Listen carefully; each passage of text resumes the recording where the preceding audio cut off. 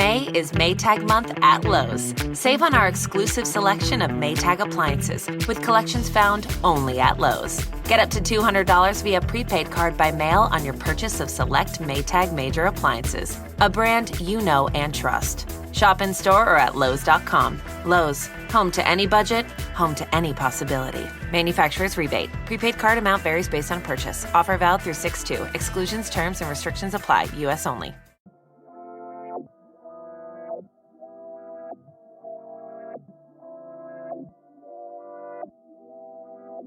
This is Germany. And this is Brittany. And this is the Black Girl Bravado Podcast. A motivating and encouraging podcast where we focus on building community amongst colorful women alike. Join us weekly as we sit down and have candid conversations on various topics and issues surrounding self-care, self-love, mental health and wellness, spirituality, entrepreneurship, and much more. And trust, when we don't have the answers, we'll call on our expert homegirls who do. Our intention is to create a safe space for growth, inspiration, laughter, and love, free of judgment, in hopes that after you listen, you're a little more knowledgeable or at least a little more entertained than before. It's homegirl vibes here. Real, raw, and a little funny. A lot of fucking funny. So thanks for tuning in to the Black Girl Bravado Podcast. Let's start the show, cuties.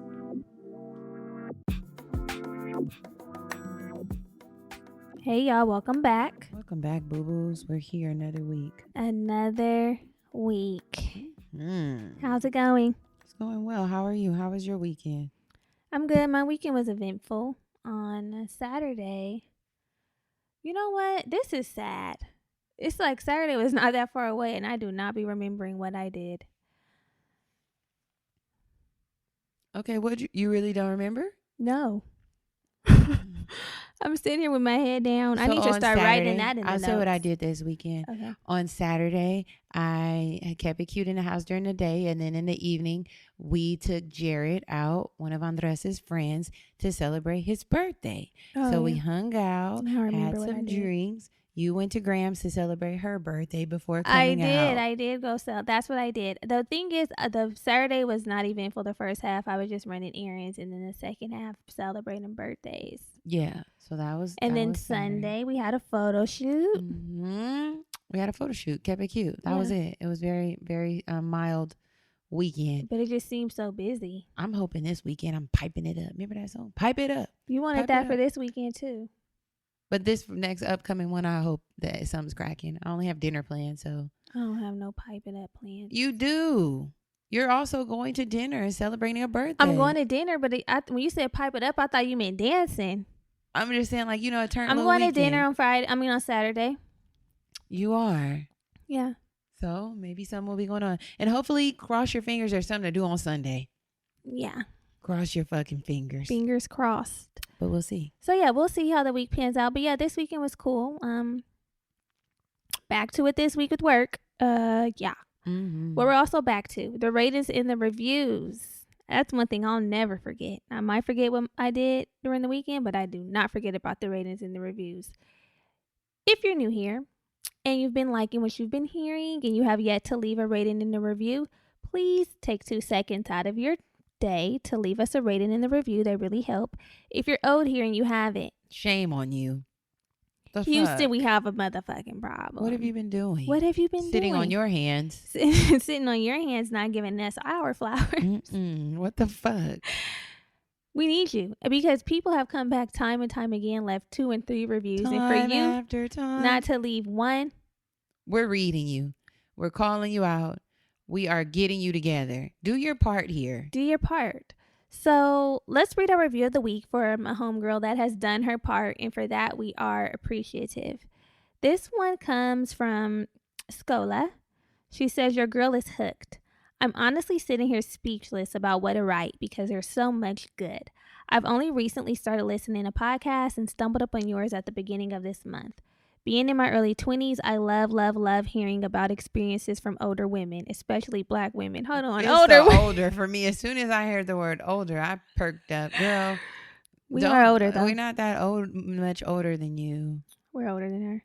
Not that I much moved older. to Canada at 12, grew up in a white neighborhood school, and felt robbed of my Black experience and people to share it with. I have a lot of older female cousins that don't live here, and y'all feel like my big sisters. So for that, I'm grateful. I'm just connecting with everything, and it feels so good. The music, the humor, the joy. You ladies are doing amazing work, and I'm going to continue binging. You have yourselves a lifetime fan. Love, Scola. Thanks, Scola. We appreciate you so much. I like sister, not older woman. Big sister resonated with me. Older woman did not. Okay. Older woman. Older woman was hitting different. So please help these older women reach 2,000 ratings and reviews by the end of 2021. That's our goal, and we are counting on y'all to help us reach it. Thank you so much in advance. So what you can also do is join us over on Patreon. Mm-hmm. That's our exclusive membership community where we have tons of extra goodies and things for you to enjoy throughout the month. We actually have video content this week.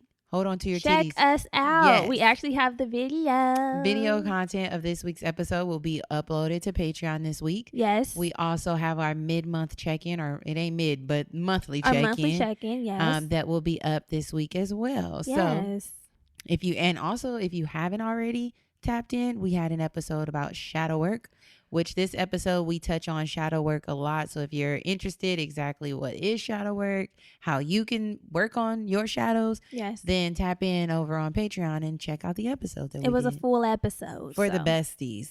For sure. That's for the besties. So yes, follow us over on Patreon. We're waiting for you. Let's shout out our patrons for this week. We have Mia. Hey, Mia. Tempest. Hey, Tempest. I always love that name, Tempest. And Brittany. Okay. Welcome, Brittany. Y'all welcome to the gang. We're so happy to have you here. Very happy to have you. It's a pleasure. Always. So, new week, new tea. Where we kiki with you and you kiki with we. What's goody? So this week, not much to really dish about. Of course, rest in peace, Micaiah. Very sad. Very sick. DMX funeral, he went out with a bang. That was beautiful to see. Love that for him. I love that for him. Rough Riders showed up and showed out. Okay. They did what needed to be done. Yeah, Brittany, that was what else? Everyone at the Oscars looked amazing last night. So everyone looked beautiful. I can't there wait to go to a few that I didn't like, but well, of course that's normal. But I can't wait to go to an award show and get styled in glam. My style in glam. I don't know what awards it'll be, but it will be one.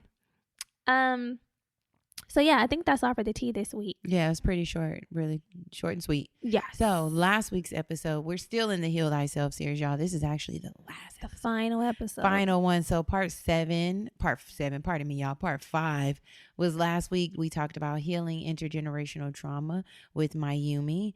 So we basically got all of our answers regarding healing our traumas from a licensed mental health therapist who helped us discuss personal struggles, how our past can carry over into our future, our now, and just basically had space held for us to have this tough conversation. So if you're thinking about intergenerational trauma or multi-generational trauma and you're wondering, what the fuck is that? Am I struggling? Tap in with last week's episode. It was a goodie. So this week, to wrap up our Heal Thyself series, yay, and moving right on, we are going to be talking with Beatrice, who explains to us what inner child work is, how we get in contact with our inner child, how the work that's not done can sabotage our relationships, and we're not here for that. So we discuss inner child work. We identify some areas in our lives that need to be worked on in regards to our inner child. And yeah, we think you will enjoy this conversation. So hold on to your titties. We're getting started. All right. Boo-boo babies. As you may know, CBD has become very popular in the last couple of years. It's literally everywhere, and with so many options, it makes it difficult to differentiate between what's good and what isn't. That's easy for me because that's where Ned comes in. Ned is a wellness brand that offers solutions to alternative prescriptions and over-the-counter drugs. They produce the highest quality, full-spectrum CBD extracted from organically grown hemp plants that are all sourced from an independent farm in Colorado. You know what? I talk about this product all the time. I don't think I'm going to stop talking about it. I rant and rave about the Period Soothe Salve. It's literally my go-to natural remedy for uncomfortable menstrual cramps, which literally take me out of the game. So, what's really special about Ned is that they take time to energetically infuse all of their products with binaural beats, positive affirmations, and happy vibes. So if you want to check out Ned and try their CBD products for yourself, we have a special offer for our homegirls. Go to www.helloned.com/bravado or enter bravado at checkout for 15% off your first one-time order or 20% off your first subscription order plus free shipping. So that's HELLONED.com/bravado to get 15% off your first one-time order or 20% off your first subscription order plus free shipping. Thank you, Ned. Hey guys, so we are here in our final episode of our Heal Thyself series, and it's been a series. It's been a journey. It's been a journey. We had to take a break because it was getting heavy. Yeah. But today we're talking about a topic that I've been very excited and anticipating talking about because it's something that we've been hearing about a lot, especially like on social media and just in general, and I often don't know where the hell to start. Mm-hmm. So we're going to start here today with Beatrice. We have Beatrice, who is an expert on self-love, a lover of wellness, inner child healing coach, self-love coach too, and the host of Self-Love Fix podcast. Beatrice, welcome to the show. Thank you for coming with us today. Yes. I'm so excited. Thank you for having me. Yay. Beatrice, we gave a little quick rundown of what your expertise lies in, but tell our girls a little bit about yourself and how you got here. Yeah, so okay, I'm gonna make it short. But basically, I consider myself to be a self-love coach. I'm also an astrologer. I think I do a lot of things, you guys. I do a lot. Okay, good. We can get into signs too, because we like talking about signs. Yeah, and I really just help people with limiting beliefs and overcoming them, specifically from childhood. Because I found myself in a place in grad school where I had a lot of issues with perfectionism, a lot of issues with self-esteem and codependency. And I was really just wondering what is actually going on. I was on a completely different path. I became a dietitian, all that kind of stuff. And then along that path is when the stuff came up. And so as I overcame it or was overcoming a lot of things that were impeding me from my childhood, I came to a point where in my life, things were looking really, really good. Like I was feeling good in my body and I was not feeling so, maybe, I don't want to say oppressed as much as suppressed. And I was like, I have to help people. Like I can't just keep this to myself. So I started the Self-Love Fix podcast and then I started coaching. Because I was like, it can't just be me. There has to be other people. And being Black, I was like, there's got to be other Black people like this too. Yeah. We're here. Here I am, the other Black person. Yes. Yeah. Right yeah. here. For sure. So. Yeah, I don't hear a lot of, I hear it now. Like I hear more Black people talking about inner child work and nurturing their inner child. But, growing up, you don't hear shit about no inner child. All it is a child needs to stay in the child's place. And then when you turn 18, all of a sudden you're grown. And it's like, hold on, wait a second. I've been a child standing in a child's place. Now you want me to hop up into an adult place. And I'm confused. Not capable. And I'm shook. And a part of being confused and being shook is because once you become an adult and you start having these life experiences and you start going through things, you start to wonder, like you said, Beatrice, am I the only person who feels like this? Why are my relationships turning out like this? Why do I interact with other people like this? Why am I not achieving things that I want to achieve? And it all comes back to what happens in our childhood sometimes. Yeah. And so can you tell our listeners like what inner child work is for the people who may not know? Yes, I can. And before I get into that, can I just say something? When I was in grad school, when I was going through this, by the way, I was listening to y'all's podcast. I was listening and I was like, I'm going to wait until until we get on to tell them this. Yes, I was listening. Oh my God. Yes, because, and both of you talking about topics that people weren't talking about, or that I think maybe didn't have a voice in our community, made me feel like, oh my God, I really am on the right path. So it was very supportive for me a couple years. Yeah, and still now. Circle Like, moment. I love that. Oh my goodness. Oh, that's so cute. Yes, We're glad we were able to support you in your time Yes. of need. Yes. yeah, Yes, for and I sure. still listen. So just wanted to say that. But going back to inner child, you said, what is inner child work? Yeah, like, can you just explain what that is to the listeners, because some of them may not know? Yeah, that's a good question. So with inner child work, it's really about integrating these parts of us that maybe were frozen in time, for lack of better words, when we were younger. I saw this on Twitter. Somebody saying that trauma keeps us frozen at certain points in time. And it's so true. Like, there are adolescent parts of us, there are childhood parts of us, prepubescent parts of us that are like had significant experiences that made us feel almost arrested, for lack of better words, arrested at that time, like arrested development.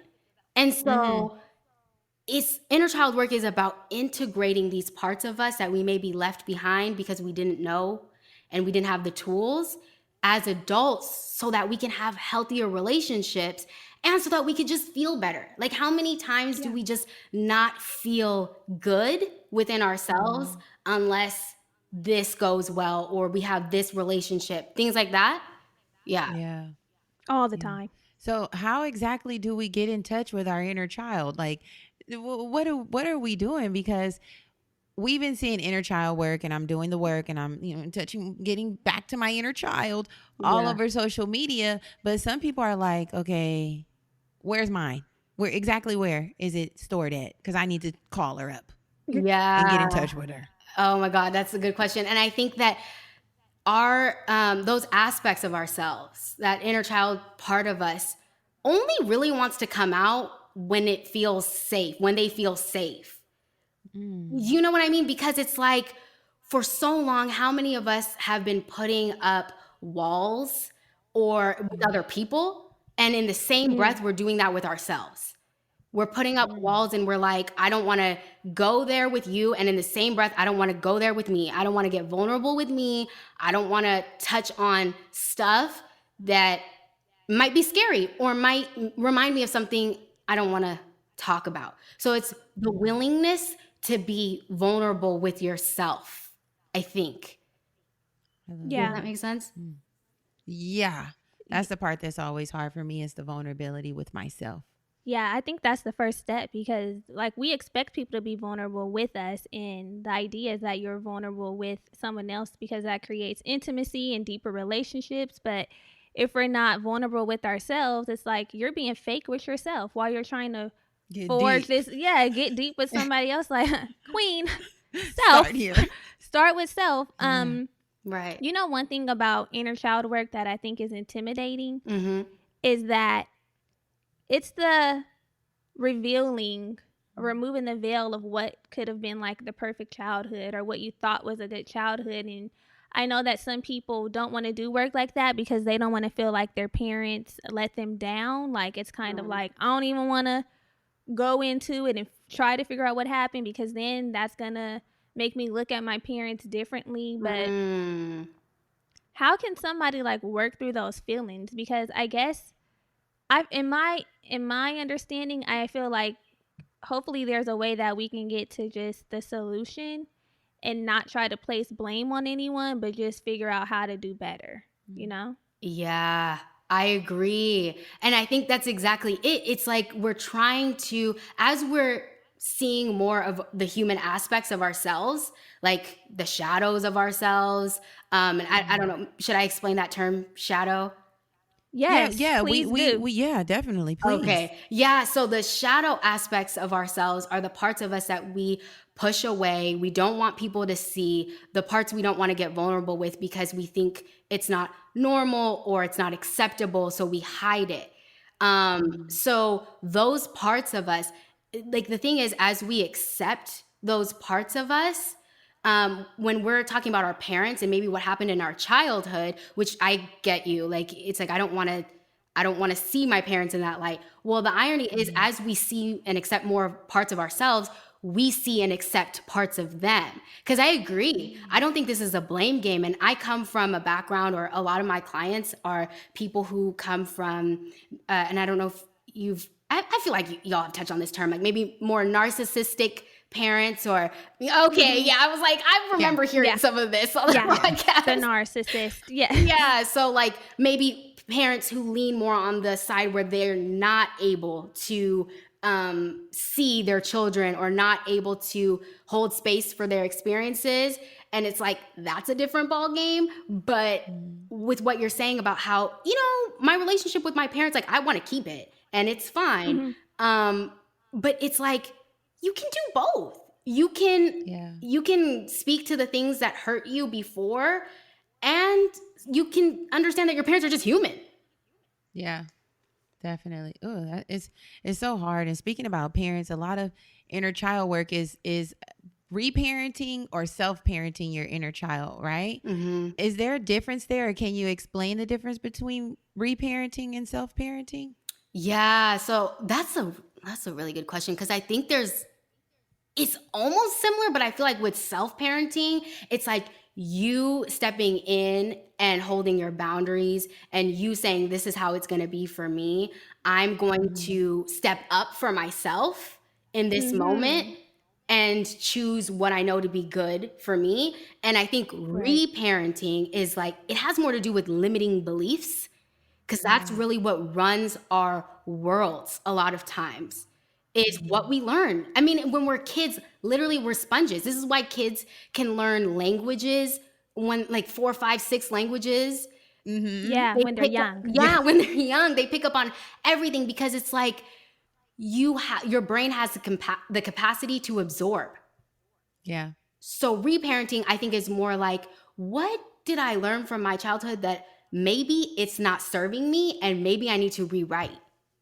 Redo. Yeah. When you're reparenting, you're redoing. Right. That's what it sounds like to me. That's the best way that I can like think about it or remember it. To reparent yourself is to maybe redo the things that didn't quite sit well with you, or that you can unlearn and figure out how to implement some healthier practices today. Yeah, that's key. Yeah. And the self-parenting would be like, I would think about it as like self-care and things that you do just specifically for the self. And that makes sense, because, and it's so weird that this is like the way we're programmed and conditioned, because when we're being raised, what our parents say is law.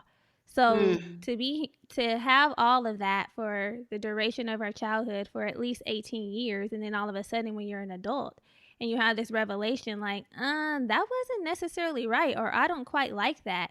No wonder why we be in our 30s struggling, because it's like, hey, I kind of just got here and I'm trying to figure out what the hell I'm supposed to be doing, because for so long I was told one thing, and it's not until now, when I'm able to make my own decisions, that I realize that this ain't really it, and it doesn't have to be this way. Mm-hmm. But I don't know. I don't know if that has to do with the way people parent, if maybe that should be adjusted, but there's a lot. There's a lot to unpack. And also what I read was that there's a way that you have to do inner child work, because sometimes you can cause yourself to go deeper into suffering, or unveil something that you're not necessarily ready to handle. So is there a proper way to do inner child work? Should it only be done with the assistance of a guide, a coach, a therapist, or can we just do this shit on our own and be okay? Are they just listening to this and starting it up?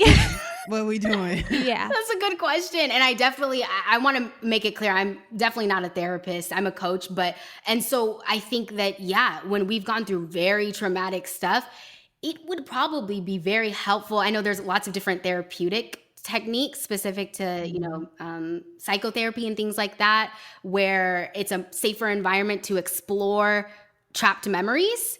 But I think just from my own personal experience, and this is what I always tell my clients, is if you don't remember something, like I just want to say this too, if you don't remember something from your childhood, don't try to do it. Beatrice, that's the part that scares me. Sometimes I think that I'm going to go deep and do some crazy work, and then some memory that I've suppressed is going to come up. That's really what keeps me apprehensive about really going deep with myself. I'm like, what if there's something that, bitch, I ain't trying to remember? I think you think that it has to be something deep, and it can be something that's not really deep that you suppressed, but something that was very small that ended up affecting you in the long run. I know. I just don't want it to be anything traumatic. I just cannot handle. Like, I cannot handle. Yeah. But go ahead. Yeah. No, I'm glad you said that, because it's like, and this happened to me. So I have no problem saying what happened to me, because I don't want this to happen to anybody.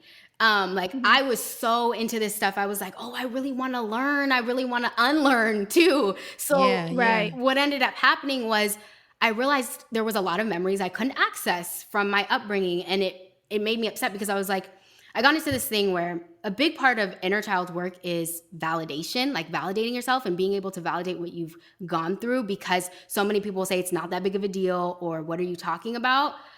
But the more traumatic I think your childhood, the more you're wanting validation to know you're not crazy, or things were really as they were. So what happened was, like, I was like, why can't I remember? I want to remember. And I was like almost trying to make these memories come back, and it kicked up my anxiety really bad. So, and it's because, and I ended up learning that your brain protects you from certain memories. Like, it'll block it out on purpose, because it's too much for you to bear. But if you're just journaling or doing meditation or talking things out and things are coming up, that's telling you your body and your brain feel safe enough to let it out. So, I hope I'm answering the question. It's like, whatever comes up, work with that. Don't try to pull stuff that is just not coming out. Does that make sense? Yeah, I think that makes a lot of sense. Yeah, I think that's great advice too, because like I said, we'll be sitting here like, okay, so what the hell happened back then in 90, and trying to make it come back to us. Something has to happen in 92 so that we can work through it. And Beatrice, you just mentioned the difference between that you're not a therapist, you're a coach. Yeah. What is the difference between someone who is going to therapy to work through their inner child work versus obtaining coaching? What does that look like? Yeah. So I would say coaching is more like guidance. Like, the type of coaching I do is just, I'm trying to be supportive and help you on your current path. It's like I'm helping you too with the tools that I've learned to get you to a goal, a place where you want to be. And I think with therapy, there's definitely all different types of therapy, but it's a different type of thing. Like, some therapists, you're just wanting to vent to, just express, get that stuff out. Some therapists, I know they do like cognitive behavioral therapy or other forms where they're actually helping you access these things. So for me, it's more like guidance, and it's more like a spiritual touch too.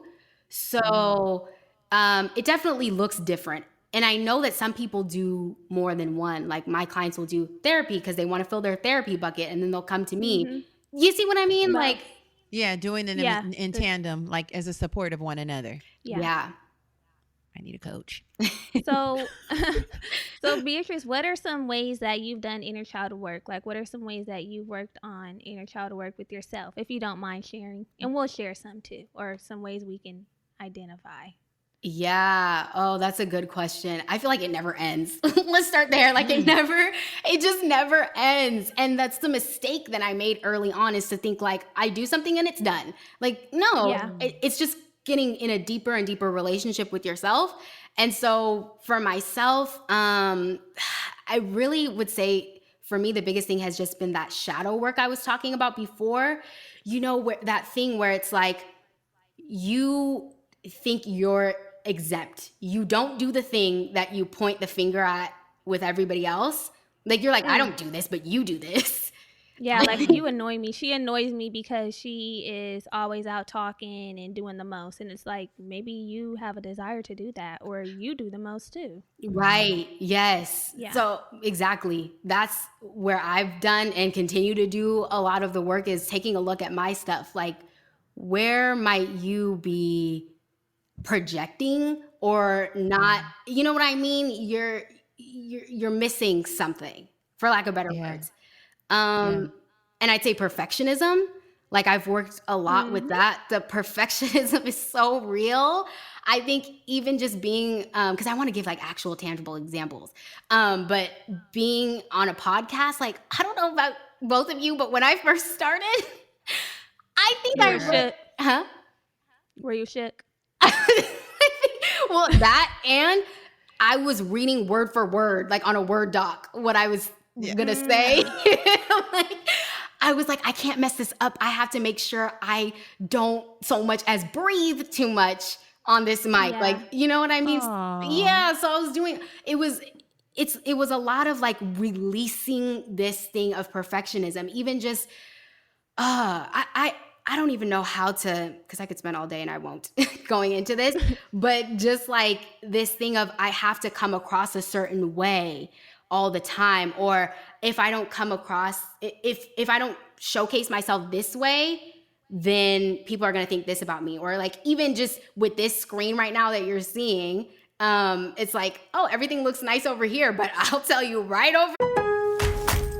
May is Maytag month at Lowe's. Save on our exclusive selection of Maytag appliances with collections found only at Lowe's. Get up to $200 via prepaid card by mail on your purchase of select Maytag major appliances, a brand you know and trust. Shop in store or at Lowe's.com. Lowe's, home to any budget, home to any possibility. Manufacturer's rebate. Prepaid card amount varies based on purchase. Offer valid through 6/2. Exclusions, terms, and restrictions apply. U.S. only. There? It's a mess. Right over there in that kitchen? No. But, you know, it's like I wouldn't have said these kinds of things before. I would have been so like, oh, people are going to think I'm not professional. People are going to think I'm not together. Well, this is the real. Like, you know what I mean? Right. Yeah. I think that's good. I've definitely identified some inner child work that I can do around perfectionism as well. And I think it stems from not an expectation being set on me to be like perfect, but I feel like it's something that comes with being the older sibling. It's like you're a parent before you're a fucking parent. You have to be so responsible. You're doing things ahead of your time. You really are. Like, make sure your sibling do this, and if they don't, then you looking at me like I pushed them out. Yeah.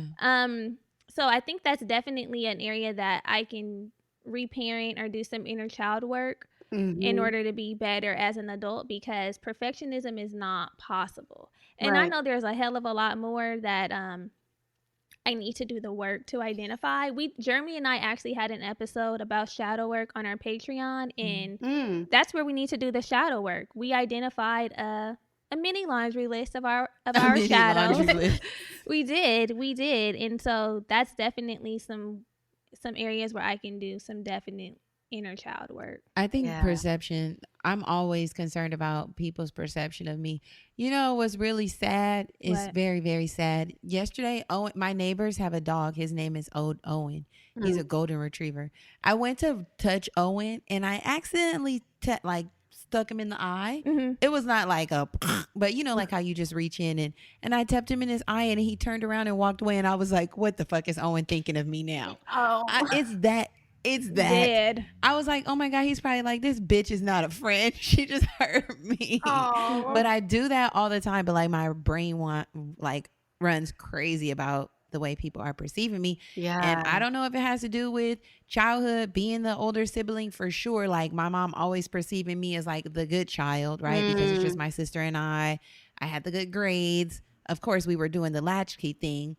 So once we're leaving school, I'm making sure everybody's safe, you know, making sure my sister, I think you just automatically take on the role of second parent once your parent's not around. It's like everything that I say goes, and mom's going to be looking at me crazy if something happens here. Right. You know, like make sure everything's tidy before she comes in. It's just all of that. So I do feel like I've been a parent before I was a parent. And I think that has a lot to do with perception and just wanting to always be perceived well from people, you know, and it's just triggering. Yeah. I hate it. Yeah. It's a lot. I have work to do. So we talk about like relationships a lot on here. That's one of the main things. Well, you said you listen. So but so how can our like childhood trauma in this work that we have to do manifest in our platonic relationships, our romantic relationships, work relationships. All relationships is what she's saying. All of them. Yeah. I know how it manifests. Oh my God. It can manifest. How? I'll tell after. Okay. Go ahead, Beatrice. It can manifest in so many different ways. And I think it's interesting. You were talking about romantic relationships. And I know you mentioned the other ones too, but I think romantic relationships is where it really hits different. Like it all comes out because of the proximity and the intimacy. It's like the closer you get to someone else, the more you see yourself. That's really what's happening. Like you're seeing yourself more and more.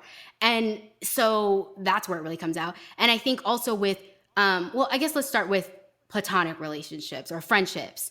So with friendships, a lot of times that abandonment stuff can come out where it's like, I don't know about you, and I don't think it's as common as we get older, but sometimes it still happens where we do this thing where it's like, okay, do my friends really, really support me? If they supported me, they would do X, Y, and Z. Oh, I haven't heard from them in this amount of time. That must mean they don't really support me. And we find evidence for what it is that we actually believe. Does that make sense? It's like, yeah, maybe we are feeling some kind of abandonment from something that happened that was unresolved. And so we look now for things to confirm said abandonment and don't even realize it. Yeah. Yeah, that's what we're looking for, that you've left me alone here in the dark. Yeah. And so I resonate with that. And I think that we even do this thing too with friendships where it's like, oh, okay, you didn't do this, like tit for tat. I don't know. That sounds like that's a real old phrase, but I think we used to use those. What was it? Old phrases. We use old phrases here a lot. Okay. So it's like, you're seeing what they do or what they don't do. And you're like, okay, I'm going to do this because you did this, or I'm not going to do this because you didn't do this. And we start playing out these dynamics with people. Like when we were younger, it's like, at the end of the day, we're trying to avoid being hurt. Yeah. We're trying to avoid pain, and we're trying to beat someone else to the punch. Like, you're not going to hurt me first. I won't have it. Period. Yeah. And then with romantic relationships, actually, I think I want to save that one for last. The work relationships. Yeah, let's save it. Yeah, I'm going to save it. With the work relationships, and by the way, there's plenty of other things with friendships, but that's just what came to mind. With the work relationships, that's when I see a lot of the perfectionism, or even like what you said about the siblings playing that older role coming out, where it's like you're now bossing your coworkers around, that kind of energy. Like I'm sure you've had that with coworkers. Yeah, like you're not the boss here, girl. Go sit down in your cubicle and stop. Right. Yeah, that sounds like you're a coworker for sure. Sounds like her. She's dealing with something. Yeah, I'm like, queen, stay in your place. Right. It's that thing, or you'll have that coworker, that double, triple check coworker who is like, okay, well, I saw that you didn't do this or you did that.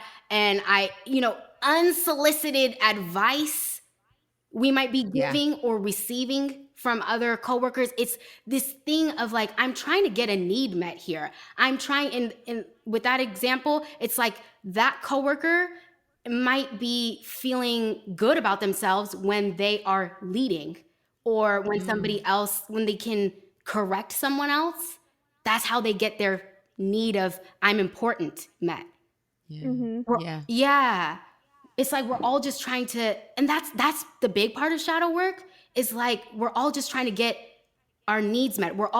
We usually have good motives. But it makes a lot of sense. It comes out in odd ways. And then the romantic. We're waiting. We're hanging on your every word. Tell us what to do, what we're doing. So with trauma, oh my God, trauma and how it plays out in romantic relationships. I feel like the question is, how does it not? How does it not play out? Because I think that it doesn't matter if you've been through significant, like whether, for example, if you've had a narcissistic parent, or you are just a really codependent person, or whatever kind of dynamics you had in childhood, everybody's stuff comes out in romantic relationships. And I think you've had an episode before. I told you guys, I listened. You had an episode way back about like attachment styles. Yes. Yeah. Yes, we did. We had it. Right. And that's where it really comes out. It's like, especially with the anxious attachment where it's like, I need somebody to soothe me. I need somebody to soothe me. I need somebody to make sure I'm okay. And so now what are we doing? You didn't text me back in 30 minutes. What's going on? I'm freaking out. That's me. Yeah. I need a quick response, or else I'm like, okay, so what's going on? Right? It's like, I just need to know you're there. Or like with the avoidant, some people might lean avoidant where it's like, I actually can handle this all on my own. I don't really need to get vulnerable. I don't really want to. And that comes from this idea of like, when you grew up, you had to be self-reliant. Nobody was really there to soothe you. So you learned how to soothe yourself. Yeah. So that plays out. Yeah. And so, well, you guys already had an episode on that. So, but it's like those types of things. It comes back around. It's like everything is just Intertwined. intertwined. The childhood trauma, the relationships, all of this stuff ends up just working together, sickly. But the thing is, it all starts from childhood. So that's why we have to do the inner child work. Right. Mm-hmm. So that ultimately we can heal. But it's like, damn, who has time? I'm trying to do the adult work. Now I got to do the child work too. Come on now. I know, it's tough. It's like, dang, can I breathe? Can I just live? And I think, I kind of want to touch on something, speaking about romantic relationships. I mean, it might be a little bit, no, I want to do it. I want to do it because this is the Black Girl Bravado. And I feel like, this is it. Yeah. And I feel like specific to our community, there's a lot of maybe limiting beliefs that we have around our own experiences about romantic relationships. Like, I know one way things were really jumping out for me. This was back in, I think, college and high school. And you know how we get that thing, we say that thing where it's like, I don't know if I won't say the word, but I'll say men ain't shit. I don't know if I could, say the niggas ain't shit. Is what it can be said. I was like, I don't know if I can I say this? Niggas. Niggas ain't shit. Yeah, so we grow up and it's like niggas ain't shit. Like how many times do we say that? And it's like, the truth is we really did experience or saw somebody experience things that were just not cool and things we don't want to experience in relationships.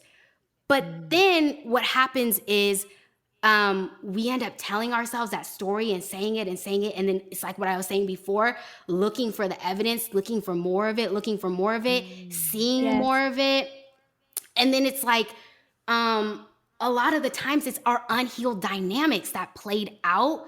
Don't get me wrong. We had terrible experiences. And I said, right. You did. Yeah. And also I know, I can't speak to everybody's experiences, but I'll speak to mine. I was saying stuff like that. And I remember not vocalizing, especially in college, not vocalizing what I wanted or needed out of relationships and not saying anything because I didn't learn how to speak up and use my voice. And then I found that those same men that I would say stuff about, it's like they were actually kind of honest about what they wanted. And I was really kind of not. And that's like the hard thing to do is to be like, well, I never actually, do you know what I'm saying? Yeah. No, I know. And that's why at this age, I've made it a point to say what I want. It'd be hard, but I said, you know what? If you don't say it, then you're just taking whatever you get. And then in the end, you can't blame anyone but yourself. So I'm like, let me just make it clear what the type of time I'm on. And then if you're on the same type of time, cool, we can continue moving forward. And if not, then we can't. It has to end here. And I think that we don't want to do that because we're setting ourselves up to potentially be rejected. And rejection can be a part of our inner child work too. Like maybe you felt rejected as a child. And so as an adult, you don't want to subject yourself to rejection because this shit fucking sucks. But at the same time, you don't want to be in misalignment with someone because you're scared to say how you feel and you think that they may feel another way. So you just got to say it. You just gotta and in addition to the rejection, we be afraid they're going to leave. That's rejection, them leaving. Yeah. I mean, because the thing is, if somebody says, okay, for instance, if you're like, you know what? I want to exclusively date. If you're dating somebody and you're like, you know what, at this point, I want to exclusively date. I don't want to date anybody else. Sometimes we just make an assumption, especially if you're someone like me. Automatically, when I start dating someone, because I'm a one type of nigga mommy, especially with my time and my energy, it's like you're the only person I'm dating. So you like assume you're spending so much time with this person. We're always together. We must be exclusively dating. Time goes on. You find out you're not the only one. You find out you're not the only one. And it's like, let me just tell you right now, I want to exclusively date. Do you agree to those terms? If yes, cool, we can keep going on. If not, then we don't need to date anymore because I want to exclusively date. I'm only dating you. I don't have time to be having shit swapping. So let's just not. But in the past, I would have just made an assumption that we must be exclusively dating. And I realize now that you have to have clear conversations with people for clarity and making sure you're not getting played like a fiddle. Now, someone may still play you like a fiddle, but at that point, you cut them off because they lied. Now lied. Now you're a liar. Now you're a fucking liar. So in addition to the rejection and then potentially leaving, is that you end up settling for what you don't even want just to keep them there. Like if you want exclusivity and they're like, I'm not really on that type of time. Then you agree to not and you're be like, exclusive. Exactly. And you're like, okay. Like, well, it'll happen when it happens, or I don't want to put a label on it, or we're just being free with one another or doing what we're doing. I mean, I've been there. I've been there all too many times. And that goes back to my inner child work that needs to be done around abandonment and my shadow work. And, you know, my childhood. And I spoke about this on our show about like my dad not being around. All of that stuff comes right back around and not wanting to be alone. I have an anxious attachment style. I'd be like, let me know that you're here. Let me know that you're here with me. And it all just goes back to like needing to do the work and also creating like these cycles of like self-sabotage, like putting ourselves in these positions that, you know, where we end up ruining things for ourselves instead of healing. So like how does, now that we're talking about self-sabotage, how do these cycles of self-sabotage show up from our like inner child work that needs to be done, our childhood trauma? Oh my God, yes. We done talked about a whole bunch of shit in this segment. Brought it around. It's like, yeah, and it's like the same question. It's like, how does it not? Because it's like what you were just talking about with the relationships and how it's like, okay, I'm not going to say anything. I'm just going to assume because we're talking that this is just an exclusive thing. That's a great example of self-sabotage. It's like, but here's the thing. It's not like we're intentionally trying to sabotage ourselves. And that's why the phrase, I feel like, well, it's hard to, what other phrase can we really use? That's like one of the best ways to say it. But it's not like we're intentionally doing this. When I think of that particular situation, because I did the same thing. I did the same thing all the time. I think every woman has done this. We all have. Every woman. I'm every woman. Yeah. We all have. We've done it. And it's like my thinking, and I'm not sure about yours because it might be slightly different, but my thinking behind it was I'm afraid to, well, yeah, actually, I think you did mention it, the abandonment. I'm afraid to be left alone, basically. Like if I say what I want, if I say my desire, I'm afraid I'm not going to have any options here. And we tie our desires or our needs to certain people. And I think that's where where things get really sticky, for lack of better words, is when we say it's got to come from here. It's kind of like, I think of with trauma and abandonment, we learn scarcity. I think in just being Black, we learn scarcity already, but add the layers to it, like we learn scarcity. It's like, I have to take what I can get. I got to make lemonade out of rotten lemons, basically. The rotten. It ain't even, I was about to say Beyonce, but that ain't even what she had. The rotten lemon. It's like these lemons aren't even doing anything for me, but let me try and squeeze it all out. Let me try to get what I can from it. And so the sabotage that's really what it is. I think it's rooted in scarcity. It's like, I have to make do with what I have. There aren't any other possibilities. So I think just on a wider scale with inner child work, it's like at the root of it, we have desires. Like maybe we have a desire to express a boundary. We have a desire to be in a relationship, a better relationship for ourselves. We have a desire to have friends that are better for ourselves, whatever it is. But we stay in the places that aren't serving us because of the beliefs that we have. Like, we wouldn't be doing this if we didn't have these belief systems. They run deep. I think beliefs is really where the inner child work lies, is working through that. Does that make sense? Yes. It makes a hell of a lot of sense. It's our limited beliefs and our scarcity mindset. All of this shit. See, everything comes back down to and our lack of self-worth. Oh. It definitely is a scarcity. It's scary. You really hit the nail on the head when you said scarcity, because we do just feel like we have to make whatever's in front of us work, and we do abandon ourselves and we do sabotage ourselves, because that's when you start bending. That's when you start settling. That's when you're like, I mean, well, it's not that bad. I just guess we could wait. I guess we can do the situationship thing. I mean, at least I got a nigga. Yeah, somebody to lay up with. Yeah, so We be that in the cold months. the winter months. In the winter months, you For just the hot want girl summer, it's cool, it's lit.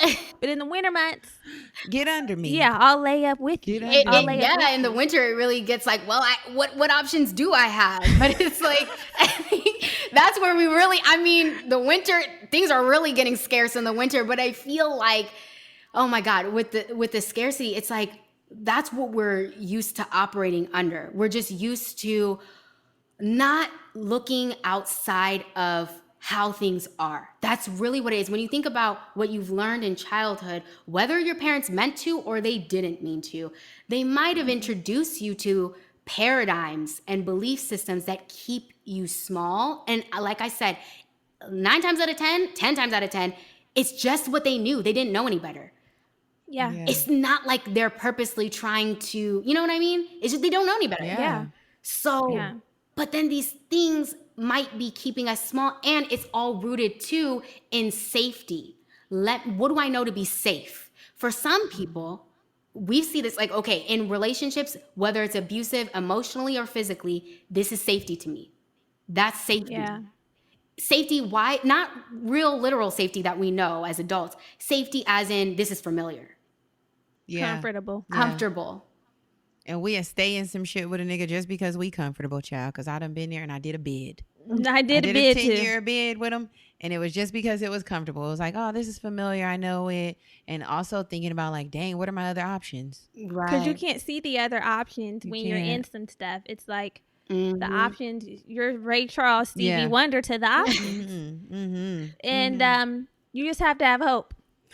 And you have to have faith that there are options out there, but you're never going to be able to assess the options if you're stuck in a place that you don't need to be. Right. So, like, what are the steps? What is the process? Where do we start when we want to begin doing this healing? Yeah. Please tell us. How do we heal? Yeah. So I think that there's a lot of different ways you can take it. And this might sound a little bit like, really? That's how I would start? But this is how I started. I actually started with, I know, just bear with me, but gratitude, actually. I started with gratitude. And why did I start with gratitude? At the time, I didn't know. I just heard people saying this, like, start finding things to be grateful for and start finding things to appreciate about your current life. And I was like, this is so backwards. Like, let's focus on what I don't like right now. But it's like, what is this going to do for me? But what I found was when I started to find things to be grateful for or find things to appreciate about how things are as they are, it forced my brain to start to expand and to start to get abundant. Because remember what I was saying about scarcity?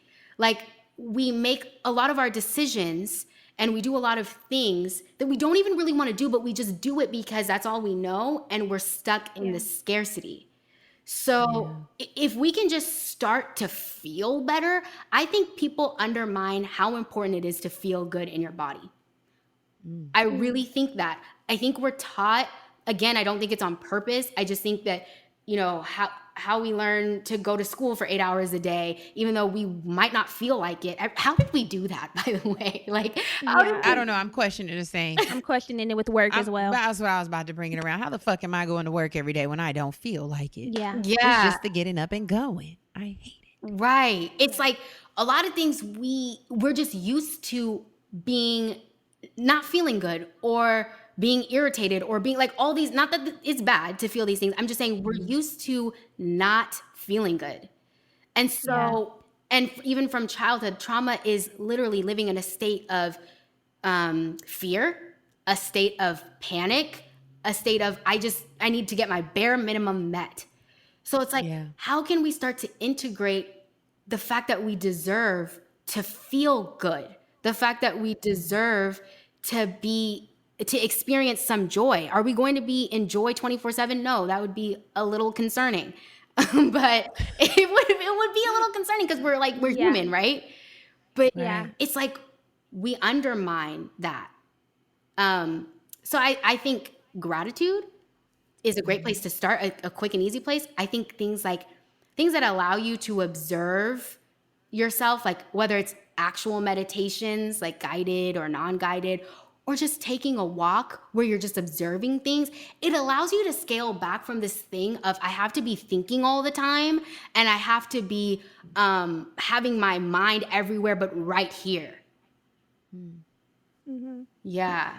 I like that. I like it. I think another small thing is learning how to trust yourself and really listen to your instincts and intuition, because sometimes when we're beginning on this journey of inner child work, some things may pop up and you might be like, am I tripping? Like, is that really something? Or is this really a big deal? Or am I doing too much? But I feel like if it pops up, it's something that needs to be acknowledged. Yeah. And with our intuition in general, if you're feeling something, feel it and acknowledge that too, because we try to like silence that. Mm-hmm. And then as time goes on, it comes around on the back end and we're like, I knew I wasn't fucking tripping. Right. So like when it comes to trusting yourself, so that like when things pop up about yourself, but also about other people, we need to act on that. Mm-hmm. And I guess a good part, a part of that too is like, I think it might take some time, because sometimes when you are anxious or you have dealt with trauma, sometimes that can cloud your vision and you may mistake those things as like intuition when it's really like you just being anxious and reacting from that space. But once we do all of the work, then I think our intuition and our trust for ourselves will grow stronger and we can really flex that muscle. Power. Yeah. Move in power.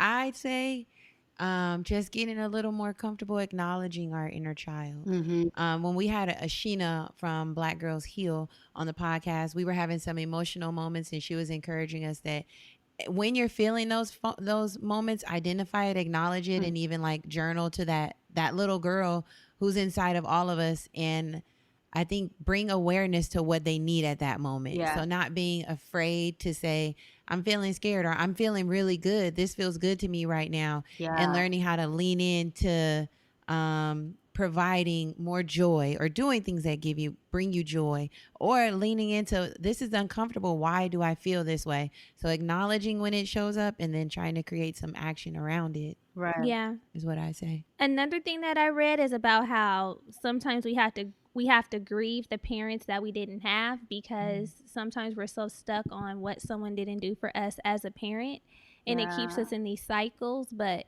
we have to grieve, like, you know what, you didn't show up for me how I needed you to, but now it's my turn to show up for myself. So if you needed compliments and you needed validation, that's where the affirmations come in. That's where you start affirming yourself and giving yourself the validation, because unfortunately you may never get it from your parent. Maybe they're not tapped in, maybe they're not receptive, maybe they're gone. And so there's no need to like drag out suffering because we're waiting on somebody else to do something that they should have done, but unfortunately they didn't do it. So Yeah. And be comfortable setting some boundaries with their asses. yeah. Set boundaries with your family members, if that's your parents who don't, who you're like, where my door? Who didn't do what they needed to do. Just You want to it's stop okay. it? We can stop it. I'm sorry about that, y'all. No, but keep going. Okay. No, Okay. yeah, I just think like setting boundaries and being firm with the boundaries that you set, the boundary that you set that will keep you whole. Because sometimes we do the work and then we allow the people who didn't do what they were supposed to do bring us back. Okay. Yeah. The shackles be on our feet. It's like once you do the work and you are moving forward in power, set the boundaries so that no one can come in and undo what you're doing. That's this being caught in those bad cycles. I agree. Set some boundaries so you don't have to go down that sick road. Yeah, for sure. That's what I would be doing. Yeah. Beatrice, tell our girls about the work that you're doing, more work in your community, and where they can find you. Yes. Okay, so you can find me over at the Self Love Fix on Instagram, and then again, I have my own podcast, the Self Love Fix podcast, and I'm currently running a program called Self Love Over Codependency. And actually, Brittany, what you were saying about the grief work, that's something that we're doing in a module I'm releasing, So unfortunately, that's already closed. But if you follow me over on the podcast or on my social, you'll hear more about it. But it's so true. Like that grief work, so important to bring to light what's hidden about how we felt with our parents. And I think that I'm just out here trying to help people with their limiting beliefs and move from the scarcity and this like, oh, my desires don't matter, to like, oh, I'm worthy of my desires. I'm worthy of being fully, deeply, transformatively in love with all aspects of myself, not just the things that look good on paper. Yeah. And I love it. I love that for us. Yeah. We are thriving over surviving over here. Yes. This has been a great series. Beatrice, thank you so much for your contribution to the series, closing it out with a bang and taking time out of your busy schedule to chit chat with us. We really appreciate it. We do. Thank you so much. And thank you for the work that you're doing. It's valuable and necessary. Yes. And it's the way that we're all heading to the top. Yes. All the girls together everywhere. Yes. Thank you so much. This has been good. I loved this. Yeah.